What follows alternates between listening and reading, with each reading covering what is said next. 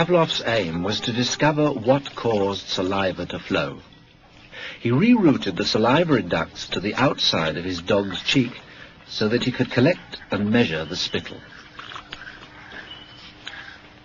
Perhaps, he thought, the production of saliva might be the result of a fixed nervous reflex, like a knee jerk. 5 минут 42,5 секунды. After taking many measurements of spittle, he confirmed that the dogs drooled automatically when their tongues touched food. He called the response the salivation reflex. 4,5. Хорошая собачка. Я предлагаю поменять собаку. But his work started to run into trouble. As his dogs became familiar with the experimental routine, they started to fill their cheek tubes before Pavlov had a chance to stimulate their tongues. The dogs were learning to anticipate food. Pavlov tried a new technique. He erected screens so that the dogs couldn't see what was going on. Before passing meat through the hatch, he introduced a stimulus that was totally unrelated to feeding. A ticking metronome.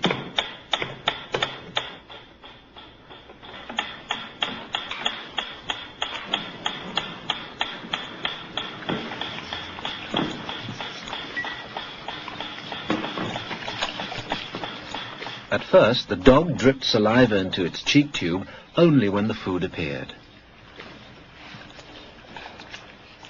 But after a number of trials, the dog began to connect the ticking with the arrival of meat.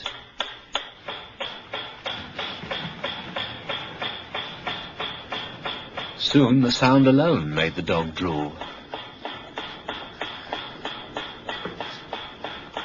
Eventually, the dog salivated as much to the ticking itself as it did originally to the presentation of food.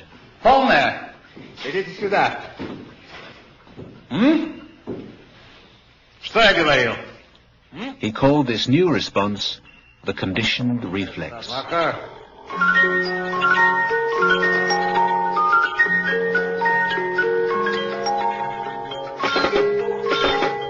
Whatever the stimulus, his dogs could soon be conditioned to produce saliva.